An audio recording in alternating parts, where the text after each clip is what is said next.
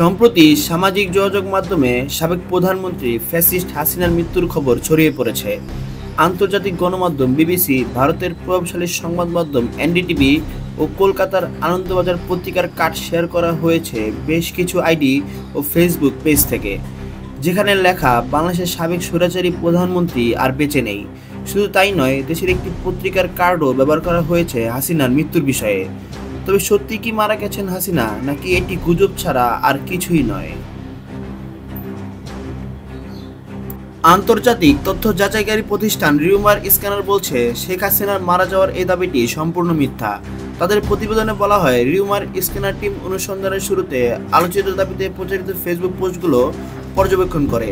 আন্তর্জাতিক গণমাধ্যম বিবিসি সহ ভারতীয় গণমাধ্যম এনডিটিভি, আনন্দবাজার পত্রিকার যে কার্ডগুলো বা পোস্ট সামাজিক যোগাযোগ মাধ্যমে ছড়িয়ে দেওয়া হয়েছে তার কোনো সত্যতা পাওয়া যায়নি। এমনকি এই সংবাদ মাধ্যমগুলোর পেজে এমন কোনো তথ্য প্রচার করা হয়নি। সুতরাং এগুলো ফেক কার্ড বা গুজব ছড়ানোর উদ্দেশ্যে তৈরি করা হয়েছে বলে জানায় প্রতিষ্ঠানটি।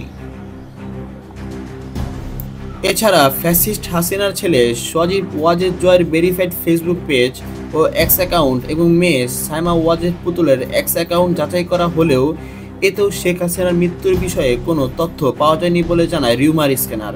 সুতরাং সাবেক স্বৈরাচারী প্রধানমন্ত্রী শেখ হাসিনার মৃত্যুর খবর সম্পূর্ণ মিথ্যা।